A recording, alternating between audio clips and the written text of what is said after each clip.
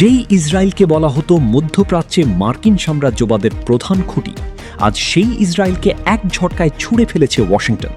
New York টাইমসের এক প্রতিবেদনে উঠে এসেছে, ইরানের সঙ্গে গোপন শান্তি আলোচনায় ইসরায়েলকে পুরোপুরি বাইরে রেখেছে ট্রাম্প প্রশাসন। একসময় ট্রাম্পের ঘনিষ্ঠ মিত্র বলে পরিচিত নেতানিয়াহু এখন মার্কিন সিদ্ধান্তের বাইরে পড়ে গেছেন।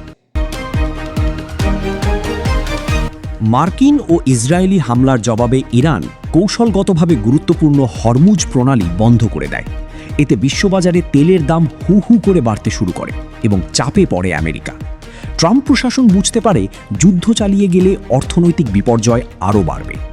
এরপর বাধ্য হয়ে ওয়াশিংটন ইরানের সঙ্গে শান্তি আলোচনায় বসে। তবে ইরানের শর্ত ছিল পরিষ্কার, এই আলোচনায় ইসরায়েলের কোনো স্থান থাকবে না। ফলে ট্রাম্প প্রশাসন পুরো আলোচনা থেকেই নেতানিয়াহু সরকারকে দূরে সরিয়ে রাখে। এমনকি ইসরায়েলি গোয়েন্দারাও এখন অন্যান্য দেশের কূটনীতিকদের কাছ থেকে তথ্য সংগ্রহ করতে বাধ্য হচ্ছে। মার্কিন নতুন প্রস্তাবে ইরানের পারমাণবিক কর্মসূচি পুরোপুরি ধ্বংস করার কোনো পরিকল্পনা নেই। এমনকি ইরানের ব্যালিস্টিক ক্ষেপণাস্ত্র নিয়েও বড় কোনো আলোচনা হচ্ছে না।